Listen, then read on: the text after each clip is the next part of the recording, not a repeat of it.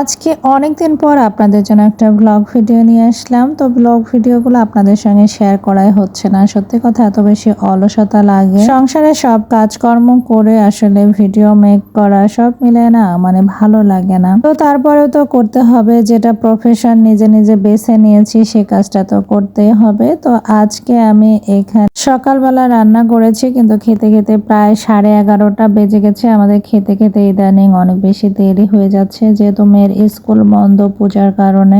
ঘুমাতেও দেরি হচ্ছে, উঠতেও দেরি হচ্ছে, খেতেও দেরি হচ্ছে, মানে পুরো নিয়মটাই চেঞ্জ হয়ে গেছে। তো আজকে ভাবলাম আজকে সকালবেলা থেকে শুরু করব ব্লগ ভিডিও করার জন্য। তো আজকে খেতে বসে ডাইনিং এ বসে কি কি খেলাম, কি কি আড্ডা দিলাম সেটাই শেয়ার করব। এখানে দেখেন আমার ছেলে আজকে অনেকদিন পর হাত দিয়ে ভাত খাচ্ছে। আমি বললাম বাবা তুমি একটু হাত দিয়ে ভাতটা খেয়ে নাও, হাত দিয়ে ভাত খেলে তুমি তাড়াতাড়ি বড় হবে। তো যখন শুনেছি যে তাড়াতাড়ি বড় হবে, সে তাড়াহুড়া করে নিজের হাতে খাওয়া শুরু করে দিয়েছে। আমার ছেলে আসলে বড় হতে চায়। আমিও ছোটবেলায় সবসময় ভাবতাম যে বড় হতে চাই, কিন্তু এখন বড় হওয়ার পর মনে হয় সেই যদি আগের মতো ছোট থাকতাম তাহলে টেনশন থাকতো না, কোনো কাজকর্ম থাকতো না, কোনো দায়িত্ব থাকতো না, শুধু সারাদিন ছুটে বেড়াতাম, খেলতাম, মা বকা দিলেও তো। অথচ এখন একদমই ভালো লাগে না। বড় হওয়ার পর জীবনের আসল মানেটা আসলে আমরা বুঝতে পারি। ছোটবেলায় তো আসলে ওইভাবে জীবনের তেমন কোনো কিছুই থাকে না, খাওয়া দাওয়া ঘুম খেলাধুলা ছাড়া আর জীবনে কি বা থাকে।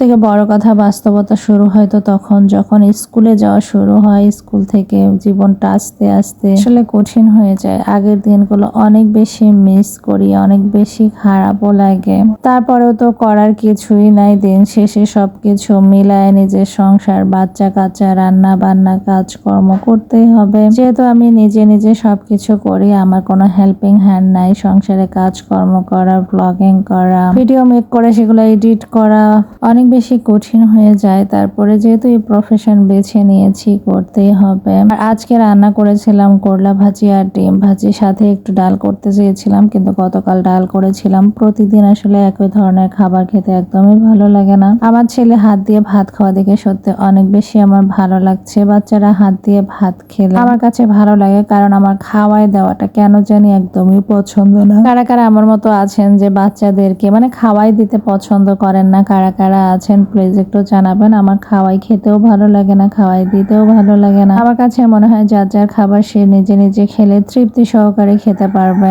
আজকে আমি ওর বাবা আর আমার ছেলে এখানে খাচ্ছি, আর আমার মেয়ে আমাকে ভিডিও করে দিচ্ছে, কারণ আমরা তো বাড়িতে 4 জনে মাত্র। গত 2 দিন আপনারা আমার বাবার ভিডিও দেখেছেন। আমার বাবা তো বাড়িতে চলে গেছেন। আসলে আমার বাবা শহরে এইভাবে বন্দি জীবন তার একদমই ভালো লাগে না। একটা কথা কি জানেন, আমার নিজেরই ভালো লাগে না, আমার গ্রামে বেশি ভালো লাগে। মনে চাই যে ছুটে চলে যাই। শহরের জীবনটা না অনেক বেশি যান্ত্রিক, খাও দাও এই মানে কেমন জানি কোনো জীবনের আসলে তেমন নাই। আর আমি সবথেকে বড় কথা বাসায় একা একা থাকি, বাচ্চারা স্কুলে চলে যায়, আমার ছেলে সারাদিন এই খেলাধুলা মোবাইল টিপে এই করতে করতে দিন পার হয়ে যায়। সবসময় ভাবি আমার ছেলে যখন স্কুলে যাবো আমি তখন আরো একা হয়ে যাব। একা একা আসলে ভালো লাগে না। তাও ভালো যে আমি তো ব্লগিং করি, আপনাদের সঙ্গে ভিডিও শেয়ার করি, এগুলো করতে করতে আমার সময়টা পার হয়ে যায়। সকালবেলা খুব সাদা মাটা করে করলা রান্না করেছি। সত্যি করলা রান্নাটা এত বেশি মজা হয়েছিল।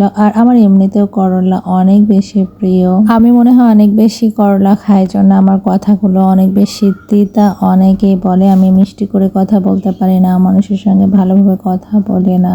আমি মানুষটাই এমন, আমাকে যারা এইভাবে দেখে বা এইভাবে পছন্দ করে তাদের সঙ্গে আসলে আমার ওঠা বসা চলাফেরা, আমি আসলে কাউকে তেল দিয়ে চলতে পারি না। অনেক মানুষ আছে না যে মানুষকে একটু আলগা আলগা তেল দিয়ে দিয়ে তারে বড় বানানো, আমি এসব পারি না। যেটা সত্যি, যেটা মুখে বলা সেটা মুখে বলি, আড়ালে কোনো কিছু বলা আমি পছন্দ করে না। কিছু মানুষ আছে দেখবেন যে আপনি কিছুই না, কিন্তু আপনার তেল দিয়া দিয়া এমন পিছলা বানায় ফেলবে যে স্লিপ খাইটা অনেক দূরে চলে যাবে। তো আসলে এইসব আমার একদমই পছন্দ না, তেল দেয়া। আর এদিকে আমার ছেলের সঙ্গে একটু মজা করলাম যে তুমি তো ডিম পোস্ট দিয়ে ভাত খাচ্ছ, আমাকে একটু ডিম পোস্ট দাও। দাও। এই কথা শোনার পর সত্যি সত্যি আমার ছেলেকে দিয়েছিল, আমি আবার আমার ছেলেকে দিলাম যে বাবা তুমি খাও, তুমি খেলেই আমার খাওয়া হয়ে যাবে। আমার ছেলের জন্য একটা ডিম পোস্ট করেছি আর আমাদের 3 জনের জন্য একটা ডিম ভেজেছি। তো আমার ছেলে বলতেছে ডিম ভাজির একটা পিস সে খাবে, যেহেতু 4টা পিস করেছে। আপনারা তো শুনে বলবেন যে একটা ডিমের আবার 4টা পিস, আসলে আমরা এইভাবে খাই। আমাদের মতো যারা মধ্যবিত্ত ফ্যামিলিতে বিলং করেন তারা আসলে চাইলেই বিলাসিতা করা যায় না, বা যারা বিলাসিতা করতে চায় তখন জীবনের সুখ শান্তিটাই হারায় ফেলতে হয়। আমি সবসময় চাই বাচ্চারা একটু অভাব অনটন দুঃখ কষ্ট দেখেই বড় হোক, তাহলে তাদের জীবনটা পরিচালনা করাটা অনেক ইজি হবে। আপনাদের সঙ্গে একটা বিষয় শেয়ার করে, আমার ছেলের সঙ্গে আমি শুয়ে শুয়ে গল্প করছিলাম। তো আমার ছেলে বলতেছে তার নাকি একটা কি কার্টুনের খেলনা তার অনেক বেশি পছন্দ হয়েছে, কিন্তু আমাকে বলে নাই, আমি তাকে কিনে দিতে পারবো না বলে, আমি কিনে দিতে না পারলে আমার অনেক কষ্ট হবে, এই জন্য সে বলেনি। এতটুকু বাচ্চার এত বড় একটা বুঝ শুনে আমার এত ভালো লাগলো। আল্লাহ পাকের কাছে সবসময় বলি যে আমার বাচ্চাদের যেন বুঝ থাকে, তারা যেন অনেক বেশি ধৈর্যশীল হয়, পরিশ্রমী হয়, জীবনে যেন অনেক বড় হয়, কখনো যেন অহংকারী না হয়ে ওঠে, মানুষকে যেন ছোট করে কথা না বলে। সবসময় বাচ্চাদেরকে আমি এতটুকুই বলি। তবে হ্যাঁ, কেউ যদি বাচ্চাদের সঙ্গে বা আমার সন্তানদের সঙ্গে অন্যায় করে, আমি তাদের এটা প্রতিবাদ করতে বলি, কারণ অন্যায় মিথ্যা কখনোই তারা যেন মেনে না নেয়।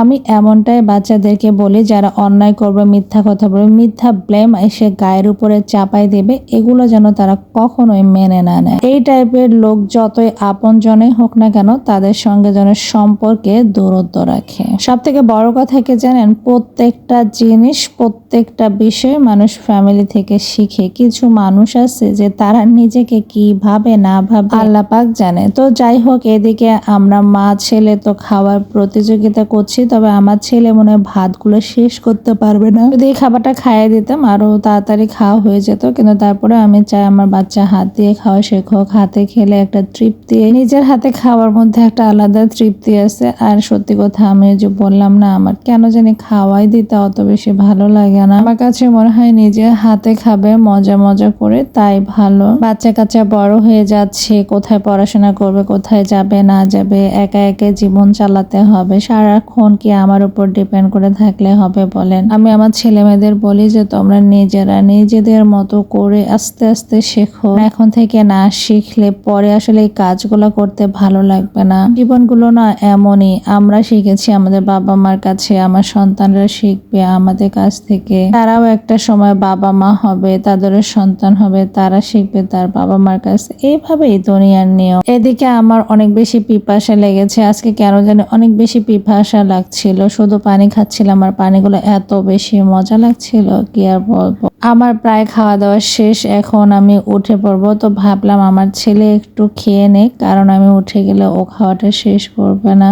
আর ও আমার জন্যই মনে হয় অপেক্ষা করছে যে আমার খাওয়া শেষ হয়ে গেলে বলবে যে সে খাবে না, এমনটাই করে। আর আমার ছেলে 3-4 বার ভাত মুখে দিলে ওর এত পেট ভরে যায় আর কিছুই খেতে পারে না। আর এদিকে দেখেন আমরা 11টা 19-এ সকালের খাবার খেলাম, এটা কোনো কথা? মানুষ দুপুরে রান্না বান্না করে নিচ্ছে আর আমরা কেবল সকালের খাবার খাচ্ছি। তো আজকের ব্লগ ভিডিওটি কেমন লাগলো অবশ্যই কমেন্ট করে জানাবেন। কি ধরনের ব্লগ ভিডিও আপনারা দেখতে চান অবশ্যই জানাবেন। সবাই ভালো থাকবেন, সুস্থ থাকবেন, আমার পরিবারের জন্য অবশ্যই অবশ্যই দোয়া করবেন। আল্লাহ হাফেজ, আসসালামু আলাইকুম।